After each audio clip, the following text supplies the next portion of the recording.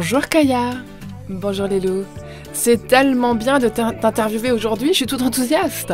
Merci, c'est un honneur d'être là. J'aime beaucoup ton travail, merci beaucoup. Merci à toi. Et moi aussi, je suis maintenant devenue fan de ton travail parce que j'ai lu ton livre, je l'ai lu au cours de l'été. J'ai fait les différentes activations avec tous les 8 maîtres ascensionnés qui y sont représentés. Et je trouve ça tellement puissant et je trouve difficile en fait de catégoriser ce livre parce que c'est plus qu'un livre. On dirait presque qu'il est vivant. C'est parce qu'il l'est. C'est une remarque très juste.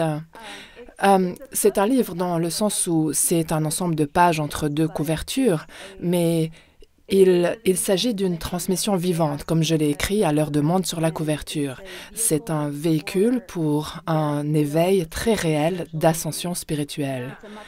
Et il s'agit en réalité d'une carte mère, d'une technologie sous forme de livre. Et en fait, dans mon parcours, quand j'étais à l'université, j'ai étudié la programmation informatique. Je ne savais pas pourquoi, à l'époque, pourquoi je m'intéressais à la programmation informatique, mais c'était les maîtres ascensionnés qui subtilement me guidaient pour que j'étudie comment fonctionne la programmation.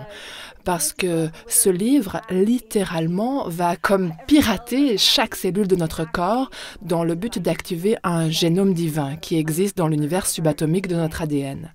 Et ça a été vraiment remarquable pour moi de découvrir cela. Et sincèrement, quand les maîtres ascensionnés n'arrêtaient pas de me demander de parler du génome divin, d'écrire à ce sujet, au début, j'ai beaucoup résisté parce que je me suis dit, mais personne ne va jamais me croire. Je ne peux pas prouver cela. Et ils n'arrêtaient pas de me dire, peu importe, ce génome existe. Et si l'humanité ne sait pas que ce génome divin existe, elle va rester éternellement asservie à des plans et intentions obscurs. Donc, il s'agit là d'un génome divin de souveraineté. C'est énorme. Oui, et manifestement, cela va attirer des gens qui s'y intéressent et qui sont prêts à cela. Oui, tout à fait. Ce livre a été écrit pour ceux qui ont des yeux pour voir et des oreilles pour entendre, comme l'a dit Jésus. Il touchera ceux qu'il est censé atteindre et nous ne sommes pas ici pour convaincre quiconque d'autre. Les gens qui trouvent le code Sophia parce qu'ils sont censés le trouver disent toujours « j'ai l'impression de rentrer chez moi, j'ai l'impression que j'ai attendu ce livre toute ma vie » et ce sont vraiment pour ces gens-là que le livre a été écrit. Oui, et donc la proposition offerte dans ce livre, elle est immense. Elle va au-delà de ce que j'ai pu lire, de tout ce que j'ai pu lire jusqu'ici dans un livre. Je veux dire, une grande partie du livre consiste à nous faire réaliser que nous pouvons choisir comme mentor ces maîtres ascensionnés et que cela est en fait accessible et disponible et facile il est facile d'y accéder et cela nous permettra de co-créer à un tout autre niveau en activant en nous notre divinité sans limite. Donc, j'aimerais peut-être que tu nous parles quelle est ta compréhension de la spiritualité par rapport à comment c'était avant, tu sais, avec ce côté hiérarchique, avec les couches de gens qui sont supérieurs aux autres, les différentes strates, alors qu'ici, on a l'impression qu'on est tous ensemble, tous sur un pied d'égalité.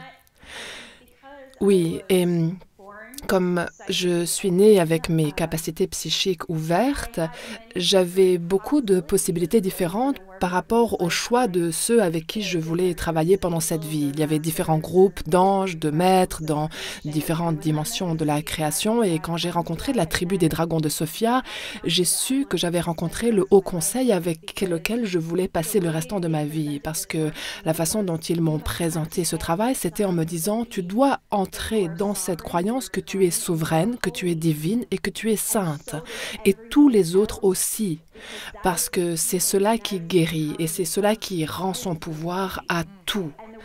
Et la façon dont ils me parlaient, dont ils m'ont abordé, c'était en tant qu'égale souveraine.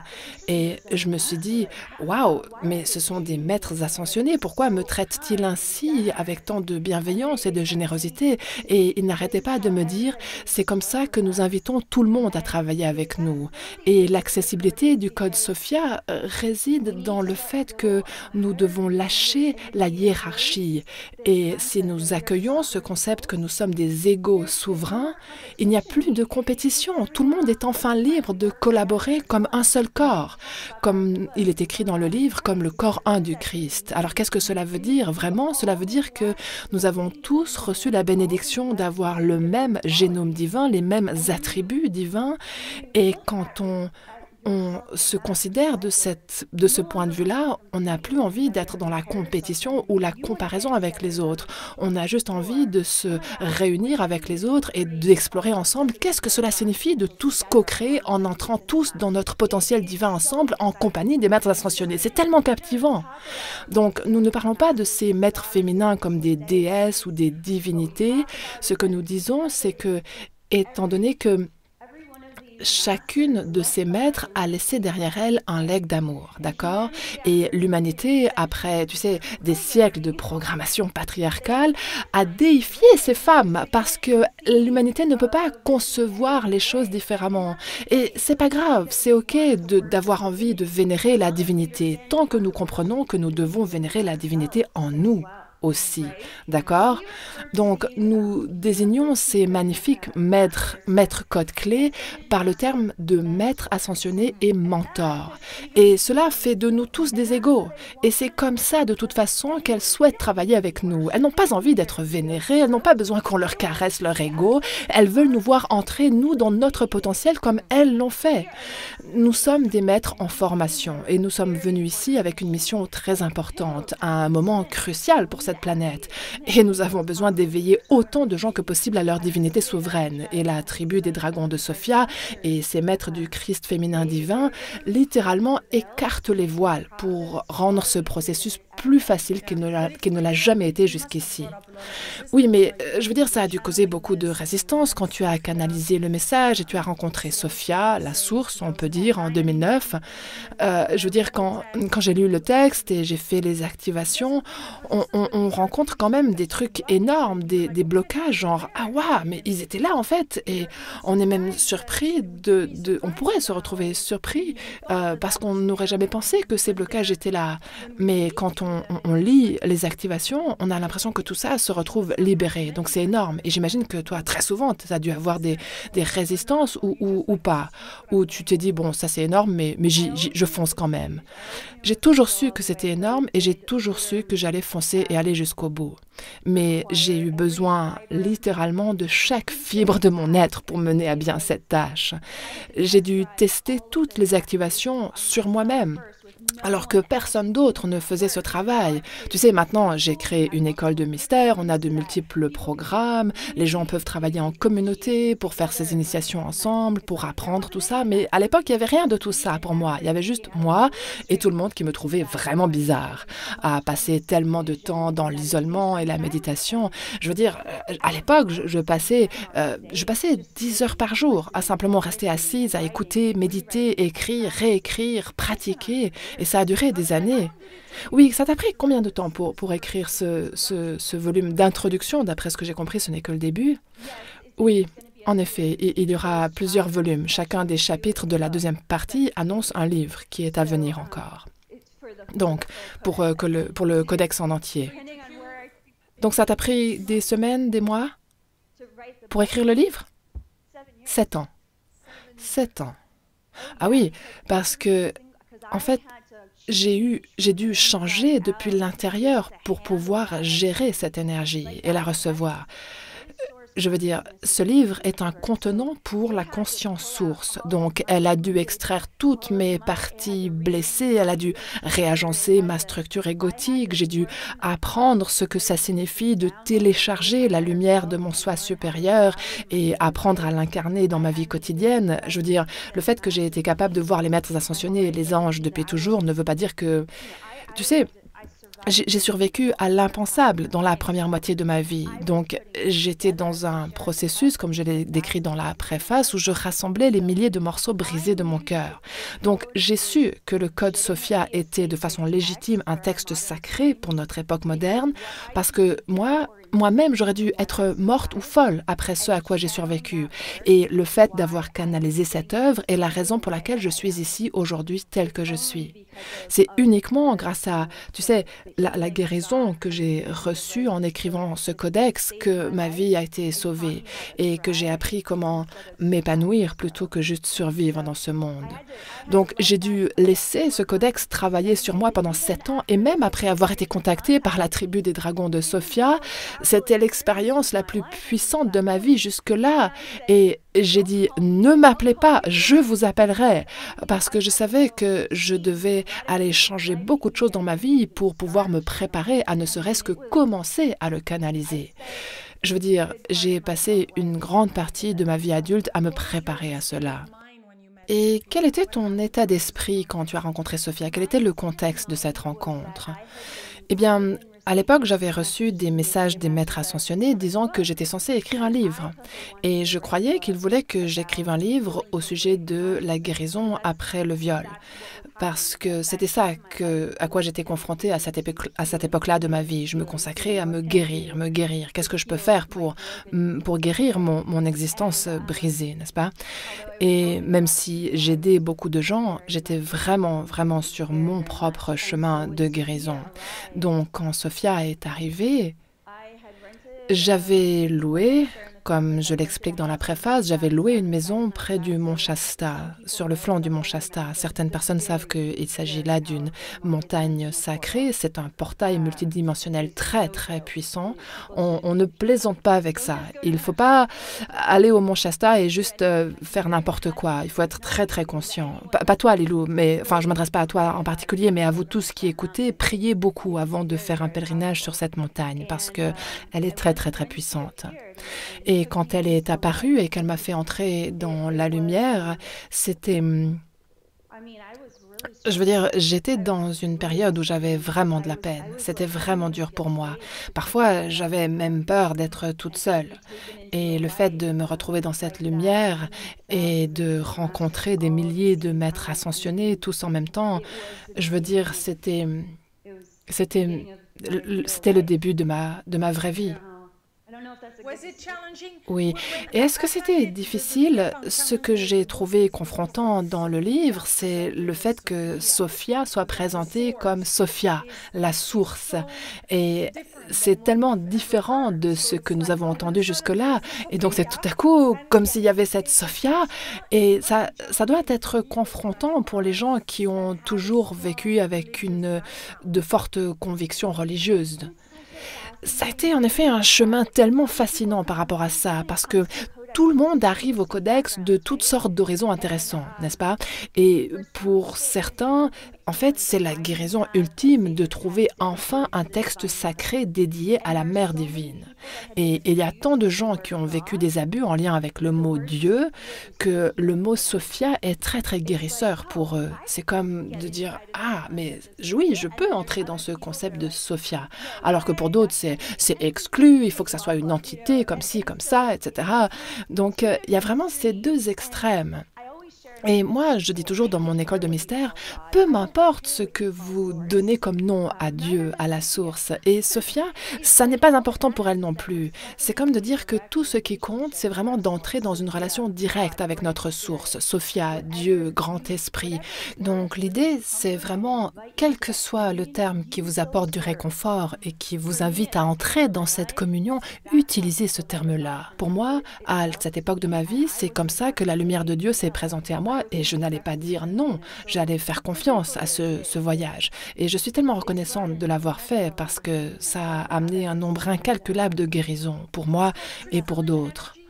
On appelle ça l'énergie cristalline. Pardon, tu parles de technologie cristalline, c'est ça? De technologie.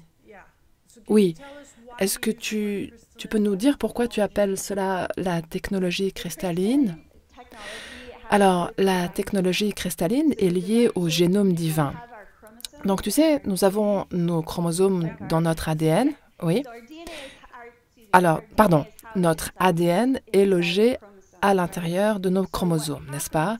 Donc, ce qui se passe, c'est que dans l'univers subatomique de nos brins d'ADN, il y a ces chromosomes cristallins qui comportent toutes les qualités divines de Dieu. Et ils se trouvent dans chaque cellule de notre corps. Pourquoi cela est-il aussi stupéfiant? Alors, il y a plein de raisons à cela, mais la première raison, c'est que tout ce qui est cristallin est capable de véhiculer une quantité infinie de lumière. Donc, vous avez dans chaque cellule de votre corps un point d'ancrage, une carte mère de chromosomes cristallins contenant des qualités divines qui peuvent être activées. L'interrupteur peut être simplement allumé, et ensuite, ce qui se passe, c'est que la lumière que vous ancrez et qui vient de votre soi supérieur à travers ces chromosomes cristallins peut ensuite construire des ponts de lumière vers votre ADN biologique à base carbone. Donc, un autre système entre en jeu.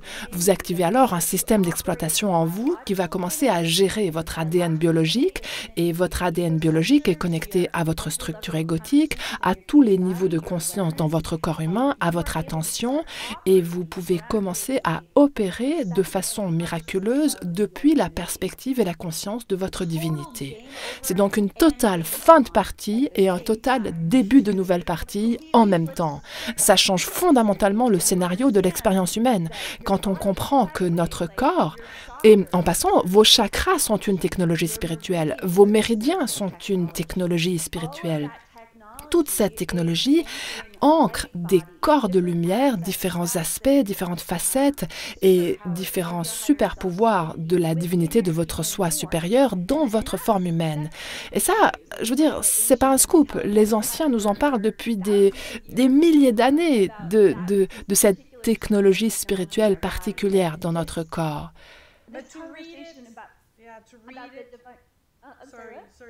Pardon, continue. Oui, cette conversation au sujet du génome divin relève déjà d'un niveau avancé, ça il faut le dire quand même.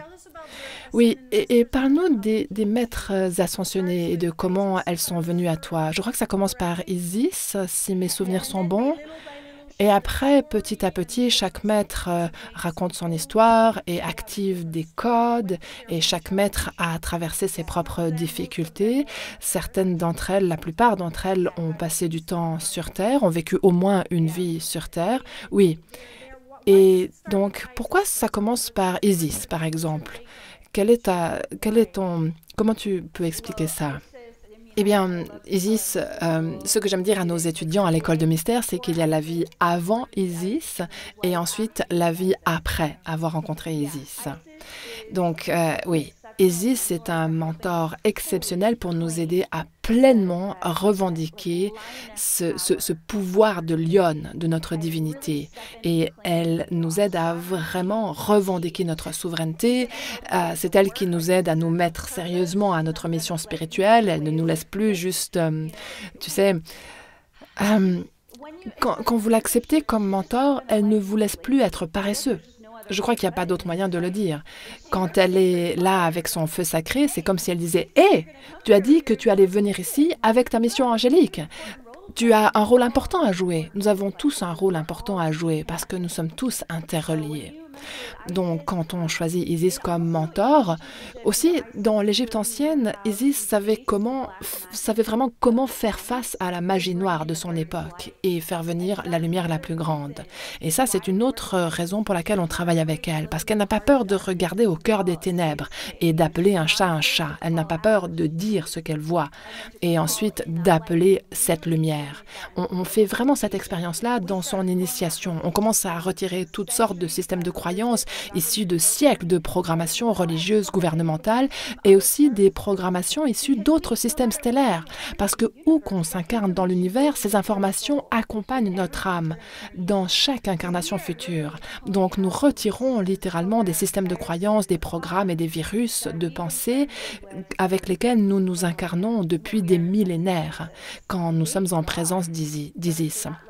Et Dieu soit loué que nous recevions ce niveau-là d'aide parce que Isis ressemble beaucoup à Jeanne d'Arc avec son énergie à la manière d'une épée qui nous dit quelque chose comme « Hé, tout ce qui est nuisible pour toi doit cesser. Tu dois entrer dans cette discipline et vraiment te consacrer à ta pratique et passer à la maturité spirituelle parce que le monde a besoin de toi. » Oui. Et alors, comment est-ce que tu décrirais... On va parler d'autres mentors et maîtres ascensionnés, mais comment tu décrirais le féminin divin? Parce que ce que j'entends ici, c'est la puissance. Oh là là! J'entends la vulnérabilité, j'entends la beauté. Tu sais, ce qui est vraiment drôle avec l'Égypte ancienne, c'est que l'œil de Ra était en réalité un protecteur féminin du pharaon. Et je pense que les gens ont tendance à considérer le féminin comme quelque chose de juste doux et réceptif. Mais le féminin, quand il a un véritable équilibre intérieur entre le féminin et le masculin divin, ce féminin-là devient une force divine de la nature. Et Femme Bison Blanc en parle dans le livre, tous les codes clés dans le livre, dans le Code Sophia en parlent. Elles nous disent combien il est important pour les femmes de ce monde de vraiment comprendre que on peut en toute sécurité être belle, être puissante, on peut en toute sécurité être éloquente, on peut en toute sécurité avoir des frontières émotionnelles solides, on peut en toute sécurité vouloir ce qu'on veut, aimer ce qu'on aime, être militante par rapport à ce qu'on sait ne pas être juste dans ce monde et qui doit changer. Et ça, c'est le genre de femmes que personnellement j'admire parce que c'est ce qu'étaient et ce que sont ces maîtres ascensionnés. C'est à cela que j'aspire tous les jours et c'est pour cela que je les veux comme mentors parce qu'elles sont la totalité de leur humanité. Le féminin n'est pas que la douceur, le féminin a aussi des crocs. Comme une lionne, on peut en apprendre tellement au sujet de la vraie énergie du féminin divin en observant une lionne. Elle va s'occuper avec tendresse de ses petits, mais elle va aussi se battre de toutes ses forces contre un lion qui voudrait faire du mal à ses petits. Ce sont elles les vraies chasseresses. Donc, si on veut se couper de ce genre de pouvoir, on n'est pas en réalité dans la vraie essence du féminin divin.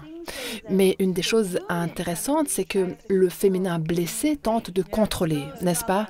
Oui, parle-nous de cela, s'il te plaît. Parle-nous du féminin blessé. Le féminin blessé aura tendance à vouloir contrôler. Elle ne sait pas qu'elle peut être dans une relation claire avec sa colère ou son chagrin. Il y a souvent une sorte d'arrogance, une sorte de faux sentiment d'importance. Mais si on se place véritablement dans le pouvoir de son Christ féminin divin, on est très puissant et très humble en même temps parce qu'on comprend que notre pouvoir, c'est d'être ici pour servir autant de gens que possible. Et le service ne sera efficace que si on va activement écouter les gens qu'on sert, ce qui signifie que on perçoit vraiment ce dont les gens ont besoin et non pas ce dont on croit qu'ils ont besoin, d'accord? Donc, ça, c'est, on pourrait dire, la différence entre le féminin blessé et le féminin divin. Le féminin divin est très compatissant, très clair, très sobre par rapport à son pouvoir, sa puissance. Elle sait qu'à n'importe quel moment, elle peut dérailler avec son pouvoir. Donc, sa prière est constamment d'être au service du bien le plus grand et le plus haut. Dieu, guide-moi là-dedans. Quel est son lien à ses émotions? Une femme se sentira toujours dépourvue de pouvoir et sera toujours dans le déséquilibre émotionnel tant qu'elle n'est pas en lien total avec le spectre complet de ses émotions. Donc, il y a beaucoup de gens dans le monde spirituel qui pensent qu'ils ne sont pas censés se mettre en colère ou être tristes ou être dans le chagrin. Et ça, c'est beaucoup. Je pourrais dire plein d'autres choses à ce sujet, mais pour cette interview, je vais en rester là. N'hésite pas! Ça éveille beaucoup de passion chez moi. Donc, ce que moi, j'ai découvert sur mon chemin de guérison après 18 ans de viol et de torture, c'est que je ne pouvais pas guérir tant que je n'entrais pas en lien avec ma colère, en lien avec la rage, en lien avec le chagrin extrême et en lien avec la dépression. J'ai dû apprendre comment être en relation avec ces sentiments et ces émotions-là. Sinon, si je continuais à vouloir les repousser et les nier, ils garderaient le pouvoir sur moi. Et rien ne peut avoir de pouvoir sur nous si on est en relation avec la chose. Tu comprends? Et qu'en est-il de ta relation avec le masculin? Le masculin blessé. Je parle là du masculin blessé avant de parler du masculin sacré. À quoi ressemble-t-il?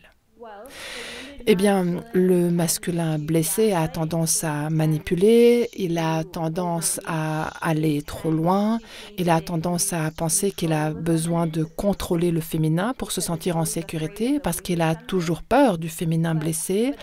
Mais Le masculin, quand il est entier, il sait qu'il est là pour être un point d'ancrage et un endroit de solidarité avec le féminin qui permet au féminin de naturellement se réaligner.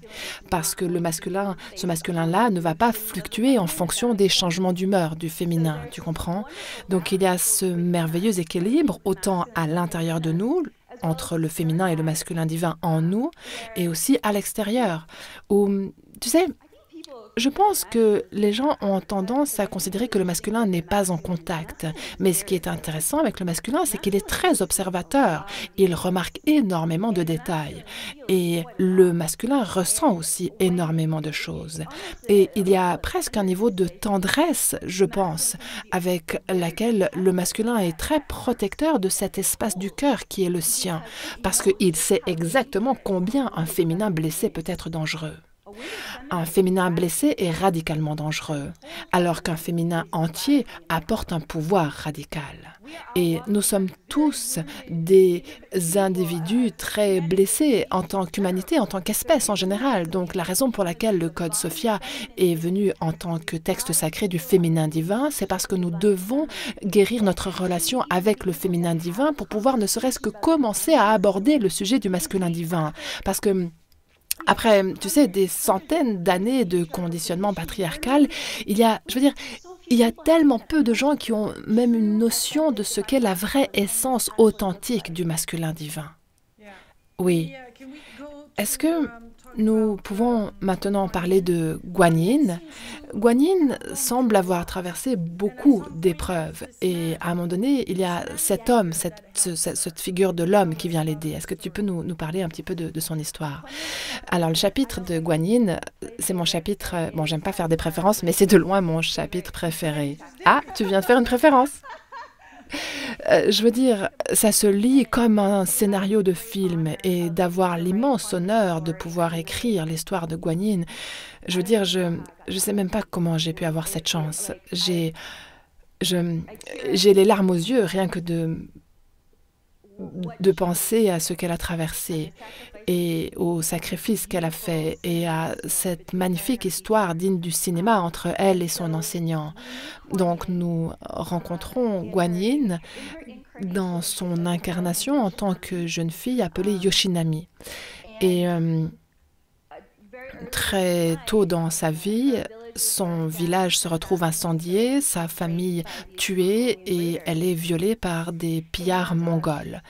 Et elle réussit à survivre et elle s'enfuit dans la jungle et elle vit de racines et elle ne tient qu'à un fil à la conscience. On pourrait dire qu'elle vit presque dans la folie pendant 7 ans avant l'arrivée de son enseignant. Et nous réalisons après que son enseignant est un maître ascensionné à la fin de l'histoire. Mais pendant toute l'histoire, on ne sait pas qui est cet homme. C'est juste l'homme. Donc, il y a ce très très beau récit qui raconte combien elle a peur de l'homme, combien elle projette sur lui, elle le juge, combien elle l'attaque et combien lui est patient et combien il lui apporte de guérison et de conscience. Et il ne renonce pas simplement à sa guérison. Et ensuite, elle vit cette énorme percée lors de ce moment éblouissant où elle se réveille un matin avec les cerisiers en fleurs et elle commence le voyage par lequel elle va se former avec lui. Et ça c'est le début de sa formation qui l'a fait devenir le maître qu'on connaît maintenant sous le nom de Guanyin. Et elle dit aussi son propre nom. Oui, ça c'est un grand moment de son changement quand elle reçoit son nom spirituel qui est confirmé par son maître. Elle reçoit ce nom de Guanyin quand elle est en train de méditer à côté de lui. Est-ce que Kayara est ton vrai nom, ton nom de naissance? Non. Kayara est mon nom légal, mais ce n'est pas mon nom de naissance. Oui, on dirait que c'est ton nom spirituel quand on le voit. J'ai passé environ 1 an à méditer à ce sujet. J'ai su quand j'ai vécu l'éveil de ma Kundalini à 26 ans que mon nom allait changer. Et j'étais très mal à l'aise par rapport à ça. Je travaillais à l'époque pour une grande entreprise à Boston, dans la finance, genre avec haut standing, tailleur obligatoire et tout le tralala. Et je me suis dit, j'arrive pas à croire que je vais devoir changer mon nom. Je veux dire, tout le monde va me trouver complètement bizarre, tu vois? Et donc, j'ai vraiment pris mon temps, j'ai médité, je pratiquais le yoga de façon très intense et j'ai médité pendant environ 6 mois.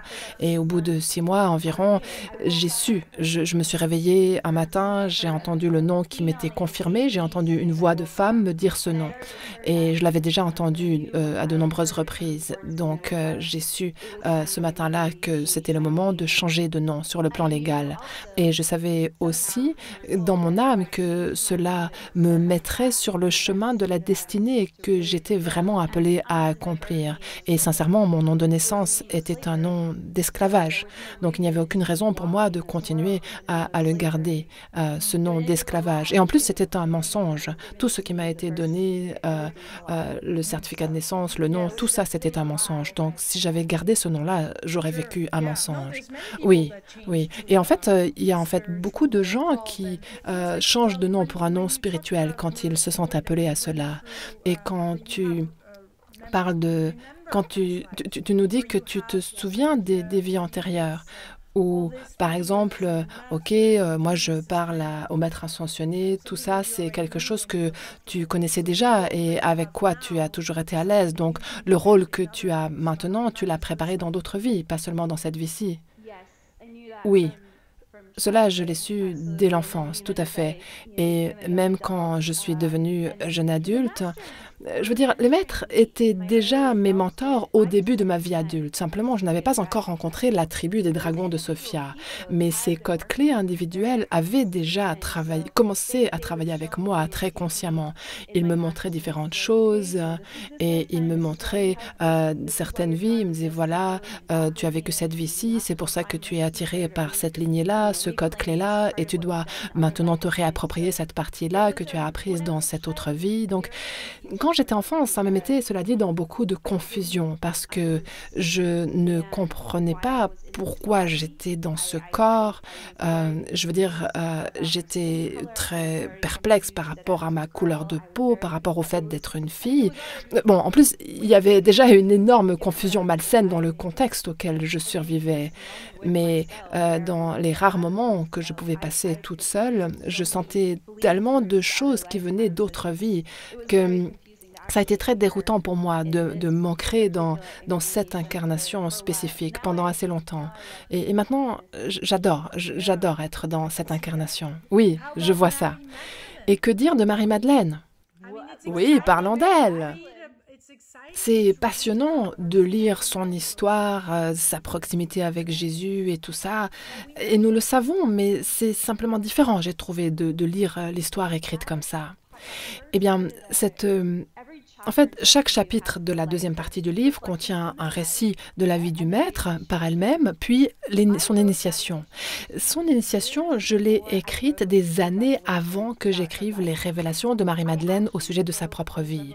En fait, ces révélations, je les ai écrites en 24 heures. J'étais tellement terrorisée à l'idée d'écrire les révélations de Marie-Madeleine que j'ai littéralement attendu jusqu'à la dernière année avant la naissance du Code Sophia. Voici pourquoi. Chaque fois que je me connectais à ce que les gens voulaient entendre au sujet de Marie-Madeleine, je sentais des centaines d'années de bizarreries. Toutes ces projections, tous ces jugements, pas seulement l'idée qu'elle était une femme de petite vertu ou une prostituée, ce qui est complètement faux, mais aussi tous les fantasmes et toutes les histoires de tout le monde au sujet de son rapport avec Jésus. Et je me dis, mais moi, je veux rencontrer cette femme, pour qui elle est. Je veux comprendre pourquoi elle est aussi importante en son propre nom. Est-ce qu'on peut pas juste simplement aimer cette femme pour elle-même? Pourquoi on doit toujours la mettre en relation avec quelqu'un d'autre? Et tu sais, et vraiment, ça m'a montré combien nous sommes dépendants dans notre société de l'idée qu'une femme ne peut pas être puissante par elle-même. Hein? Pourquoi est-ce qu'on ne peut pas juste honorer et célébrer Marie-Madeleine elle-même comme une figure christique? Elle l'a clairement mérité. Donc, j'ai fait une cérémonie très approfondie avec prière, méditation et jeûne pour me préparer et je me suis assise devant son autel chez moi et je n'ai pas arrêté d'écrire tant que toute l'histoire n'avait pas été téléchargée. Et ça a été Je pense que ça a été l'une des expériences les plus saintes de toute ma vie parce que c'est comme avec tous les codes clés, elles comptent tellement pour moi que je ne voulais pas qu'il y ait une quelconque erreur. Je voulais juste être un réceptacle humble qui allait partager les récits exactement comme ils avaient besoin d'être partagés. T'imagines, pendant 2000 ans, être traitée de prostituée et la seule chose qui la rend importante serait son association avec un homme? Donc, rectifions l'histoire, montrons combien c'était une femme sainte à elle toute seule, pour sentir qu'elle est célébrée pour sa propre lumière adamantine. L'idée n'est pas de minimiser l'impact de Jésus et leur relation. Non, pas du tout. Mais c'est le moment d'admettre le fait que c'est un mentor christique à elle toute seule. Oui, et cela, je veux dire, le fait de pouvoir rectifier l'histoire, c'est vraiment bon de pouvoir lire cette version-là. Merci, c'est guérisseur. Merci, ça a aussi guéri mon cœur parce que j'adore Marie-Madeleine. Et les hommes et les femmes dans le monde entier, les êtres humains dans le monde entier adorent Marie-Madeleine. Et beaucoup d'entre eux ne savent pas pourquoi, mais ils ont cette espèce d'attirance magnétique étrange vers elle, presque indescriptible. Et pouvoir enfin amener cette transmission du chapitre 10 a été vraiment... oui, c'est vraiment comme avec Guan Yin. J'ai de la peine à croire que j'ai pu avoir cette chance, tu sais. Oui. Et tu as parlé d'hôtels et tu mentionnes aussi des hôtels dans le livre. Donc, je veux dire, on ne peut pas dire qu'à un hôtel, il y a forcément une vénération de la personne, mais il y a quand même sa représentation. Alors, est-ce que tu peux parler de la différence entre les deux? Tu peux en parler? Oui, pardon, je voulais pas t'interrompre, mais je suis tellement ravie que tu poses la question. Tu es géniale comme intervieweuse. Merci. Alors, en fait, je parle beaucoup d'hôtels dans nos programmes d'école de mystère parce que la façon dont j'utilise les hôtels, c'est que les hôtels sont des portails qui mènent au divin. Je les utilise comme des cartes mères de conscience et tout ce que je place sur un autel communique à ma propre conscience en retour ce que je dois apprendre pour pouvoir intégrer davantage la divinité en moi. Et j'enseigne aussi aux gens comment faire des autels pour qu'ils deviennent des portails à travers lesquels les maîtres ascensionnés pourront entrer dans votre logement physique et vivre avec vous. Donc, quand on choisit pour mentor les maîtres ascensionnés de la tribu des dragons de Sophia, je ne peux pas parler au nom des autres, mais je peux le faire pour cela parce qu'ils ont passé un accord avec moi. Ils m'ont dit que si je terminais ce projet, qu'ils allaient encadrer par leur mentorat toute personne qui ferait les initiations exactement comme ils l'avaient fait avec moi. Beaucoup de maîtres sont des êtres qui viennent puis repartent, mais eux, ils travaillent avec moi en ne partant jamais. Donc, quand vous faites les 8 initiations du Code Sophia, ce que vous dites, c'est « Hey, je suis prêt à ouvrir ma vie en ayant comme mentor les meilleurs des meilleurs. Venez vivre avec moi, travailler avec moi, me protéger. Je suis prêt à être un maître en formation. » Donc, c'est pour ça que nous construisons des hôtels. Ce n'est pas pour vénérer Marie-Madeleine. Je veux dire, la seule chose que nous devions vénérer, c'est la source, Dieu, n'est-ce pas? L'infini, le tout. Mais on peut clairement exprimer notre reconnaissance à travers nos hôtels, les remercier pour leur mentorat à travers nos hôtels. Et c'est aussi un super rappel parce que nous, les humains, nous oublions très facilement.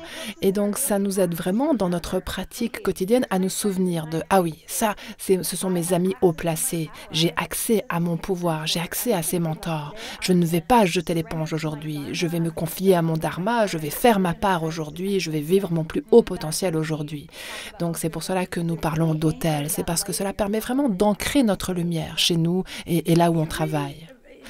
Oui, et ce terme de communauté, ce côté multidimensionnel, interstellaire, ça nous donne l'impression que nous sommes reliés à un espace bien plus grand que simplement l'espace terrestre, hein, quand nous vivons ces initiations. Donc, parle-nous de cette communauté. Quelle est sa taille? Quelle est son ampleur dans l'univers? Et combien est-ce qu'ils nous soutiennent? Et quel est l'objectif? Dans le chapitre 3, la tribu des dragons de Sophia dit qu'il s'agit là en réalité d'une mission interstellaire pour la conscience christique à travers le multivers. Et ils disent qu'il y a une quantité innombrable de maîtres ascensionnés dans ce haut conseil et il s'y trouve des représentants de toutes les espèces qui ont accompli leur ascension en incarnant de façon exceptionnelle leur souveraineté. Donc ce que nous avons ici, c'est un haut conseil qui sait de façon intime ce qui est nécessaire pour incarner sa souveraineté dans un monde de forme. Et beaucoup de mondes de forme sont piégés dans la dualité et dans les conflits mondiaux, pas seulement sur notre planète, mais aussi sur d'autres. Et nous sommes beaucoup à avoir survécu à la destruction de beaucoup de planètes dans tout le cosmos. Et nous essayons de guérir notre addiction à détruire ce qui est beau afin de nous souvenir de la lumière en nous. Donc, si nous décidons dans cette époque cruciale de changer de cap et de vraiment s'éveiller en tant qu'espace, ça aura un impact non pas seulement sur notre vie, sur cette vie-ci, mais aussi sur toutes nos vies qui se produisent simultanément dans ce multivers de formes. Alors, la plupart des gens ne sont pas prêts à même envisager qu'ils puissent faire partie d'une mission aussi énorme. Mais une grande partie des personnes attirées par le Code Sophia le savent dans leur cœur. Beaucoup savent qu'ils sont des semences d'étoiles, qu'ils viennent d'autres parties de l'univers pour être concrètement impliqués sur Terre en tant que travailleurs de lumière, qu'anges sous forme humaine venus contribuer à ce changement évolutionnaire qui est tellement crucial à notre époque sur la planète. Donc, je le répète, le Code Sophia est là pour ceux qui ont des yeux pour voir et des oreilles pour entendre. C'est vraiment ce genre-là de message. Et c'est magnifique que tu puisses vraiment voir cela et le saisir. Ce que je trouve intéressant, c'est qu'ils sont tellement présents que, sincèrement, depuis que je l'ai fait, enfin, je veux dire, toi, tu encourages les gens à prendre leur temps dans leur lecture pour pouvoir intégrer. Et moi, je me suis retrouvée à différents endroits de la France, à différents moments avec différents mentors. Waouh! Et ensuite, je me suis dit, tiens, à ce moment-là, j'étais sur l'île de Ré. Et ce jour-là, j'étais dans un tout autre endroit et je recevais un massage à l'huile. Et là, on parlait de ce maître qui utilise beaucoup les huiles. Et je veux dire, c'est étrange de voir, j'ai l'impression, toutes les synchronicités qui accompagnent ce cheminement. Donc, j'encouragerais les lecteurs à tenir un journal de leurs expériences pendant leur lecture et pendant leur traversée des initiations. Je te suis tellement reconnaissante de dire cela, Lilou, parce que j'ai reçu tellement de courriers au fil des années, à travers des emails, des commentaires sur les médias sociaux. Les gens vivent des synchronicités, des miracles, parce que voici ce qu'il faut savoir. Le mentorat proposé par les maîtres ascensionnés et la tribu des dragons de Sophia est littéralement conçu pour créer un pont entre leur monde et votre monde. Pourquoi cela est-il aussi important? Parce qu'ils veulent vous montrer votre potentiel le plus élevé qui vous permet d'apporter le changement et de créer un nouveau paradigme ici dans ce monde. Quand vous commencez à vivre, travailler et respirer avec les maîtres ascensionnés chaque jour, tout est possible et la vie devient indescriptiblement magique. Même quand on transfigure sa douleur, son corps de souffrance, il y a des miracles et des synchronicités qui nous font dire « Mais comment je pourrais renoncer? Ils sont clairement à mes côtés. Ils m'accompagnent à travers cette initiation. » Et tu sais, c'est intéressant. J'aime bien que tu aies dit ça parce que tu sais, j'ai reçu des emails de gens qui m'ont dit j'ai fait l'initiation d'Hathor quand j'étais à Dendera en Égypte ou j'ai fait un trek au Népal et j'ai fait l'initiation de Tara Verte. Et ça ne doit pas forcément être aussi extrême, mais les personnes n'avaient pas planifié la chose. Ça s'est juste fait comme ça. Ouais, exactement. Donc c'est incroyable de voir comment ça se déploie. Ça me fait vraiment très plaisir que tu aies remarqué ça aussi. Merci de l'avoir mentionné. Oui, et aussi, tu sais, j'ai voulu faire l'expérience avant de faire cette interview parce que c'est très surprenant pour le mental, mais je ne peux que remarquer que j'ai maintenant moins de résistance dans ma vie par rapport à des projets énormes qui sont sur le point d'arriver. Donc, en fait, c'est comme si le mot impossible n'est plus là. C'est juste comme si les choses se téléchargent directement. Je trouve ça génial. Oui, adieu l'impossible. C'est comme, mais pourquoi pourquoi j'y arriverais pas? Pourquoi ça se ferait pas? Et pourquoi on a autant de résistance en tant qu'humain, en tant qu'espèce humaine? Eh bien, tu sais, nous sommes programmés dès notre naissance dans ce monde. Tu veux dire qu'on est encodé? Tu parles là d'encodage? Eh bien, nous naissons dans des systèmes de contrôle et d'esclavage et des systèmes de croyances programmées qui sont là depuis des siècles, sans mentionner ce que nous portons à travers notre propre ADN ancestral. La douleur, l'agonie, les souvenirs de tous nos ancêtres violés ou tués ou enlevés ou trahis. On véhicule aussi toute cette information-là en nous. Donc, quand on active ce système d'exploitation du génome divin en nous, il va supplanter tout ça. Donc, ce qui nous semblait avant impossible, maintenant qu'une fois qu'on a activé le génome divin en nous, on commence à opérer depuis cette perspective-là et on se dit « Wow, là, je commence à pouvoir jouer avec la réalité comme Hathor l'a fait. Je peux réussir à accomplir tellement plus de choses parce que toutes ces résistances ont été éliminées. » Donc, ce que nous avons accompli à travers ce mouvement, nos écoles de mystère, le livre, le Code Sophia, qui s'est vendu à plus de 100 000 exemplaires alors qu'il est auto-édité. En quelques années seulement, on a mis sur pied 3 cursus, un programme de certification, je suis sollicitée internationalement. Je veux dire, rien de tout cela n'aurait pu arriver sans l'activation de mon génome divin, tu vois, et mon mentorat avec les maîtres ascensionnés aussi. Donc, je suis tellement heureuse de t'entendre décrire ton succès avec ces projets parce que tu as tellement travaillé dur, tu as réussi à toucher tellement de gens et ta plateforme, elle est tellement importante que je ne peux qu'imaginer ce que tu vas encore nous amener. J'ai hâte de voir ça. Parle-nous du futur. Tu nous dis que tu écris d'autres livres. Donc ça, ce n'est que le début. Oui. Oui, ça c'est le début. Le prochain livre que nous allons recevoir en lien avec le codex officiel sera le livre de Mère Marie. Et c'est un manuscrit que j'ai déjà rédigé, mais en raison de ce qui se passe internationalement actuellement, la tribu des dragons de Sophia m'a récemment communiqué que je devais publier l'histoire de ce qui m'est arrivé pour que ce soit dit une fois pour toutes. J'ai reçu énormément de courriers à ce sujet et le moment est venu. Le monde est maintenant prêt à comprendre la profondeur de l'esclavage dans laquelle il se trouve. Et maintenant que le Code Sophia est là et qu'il y a tellement de gens qui actuellement sont en train de se réapproprier leur souveraineté dans le monde entier, je peux maintenant partager cette histoire à partir de cet espace-là, avec toutes ces personnes qui peuvent soutenir ce que ce récit pourra apporter au monde. Et ensuite, je pourrais juste laisser ça derrière moi, tu sais. Je continuerai toujours à militer par rapport à ça, bien sûr. Mais ce qui me tient à cœur, c'est le codex. Mais cette histoire-là, elle doit être racontée. Et tu n'as pas peur d'entrer trop profondément dans cette histoire ou bien de rencontrer des gens de ton passé qui pourraient te faire peur? Ce que je dois partager est tellement difficile à croire que ce que j'ai décidé de faire, c'était de l'écrire sous forme de fiction. Donc, les gens pourront ensuite décider ce qu'ils considèrent réel ou non dans le récit. Moi, je vais tout dire, je ne vais rien retenir du tout. Et j'ai déjà commencé à l'écrire. J'ai vraiment du plaisir à ce processus créatif et créateur. En fait, la moitié du livre sera narrée à partir du point de vue de l'enfant qui fait ce chemin. Et l'autre moitié, ça ressemblera beaucoup au Code Sophia, où on a les activations et initiations. Il y aura donc dans cette deuxième partie des initiations destinées à éradiquer la conscience du viol dans l'humanité, dans l'ADN de l'humanité. Ah, wow! Donc ce ne sera pas juste, tu sais, un livre très intense au sujet des atrocités, mais ce sera aussi une occasion pour nous d'en faire quelque chose. Magnifique. Et tu dois être très heureuse parce que le livre sort maintenant à l'international et en français. Il paraît que tu aimes la France. J'aime la France, oui. Dès que je suis arrivée en France, je suis totalement tombée amoureuse.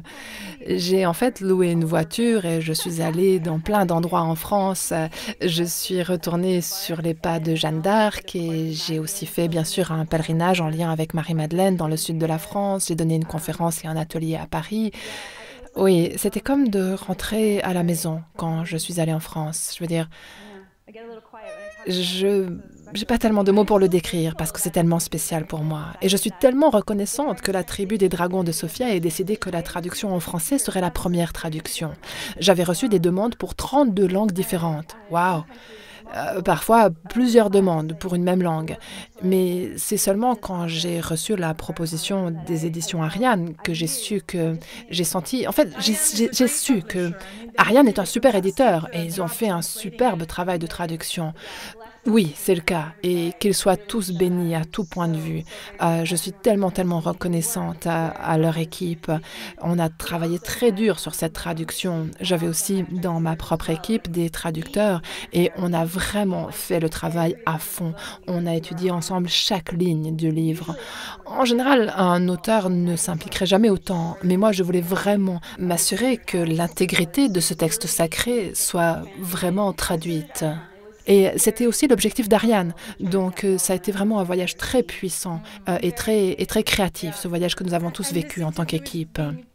Oui, et cette interview est doublée en français par Anne-Laure et c'est une très bonne interprète, donc j'aimerais déjà la remercier et avant même qu'elle ne la fasse parce qu'elle fait un travail fantastique et cela va aussi nous permettre Elle a travaillé sur le livre aussi avec d'autres traducteurs, mais cette interview va aussi nous permettre de partager cette œuvre avec tous les francophones, que ce soit en France, en Belgique, en Suisse, sur toutes les îles françaises, dans le monde entier, en Guyane, au Québec. Il y a beaucoup de francophones dans le monde.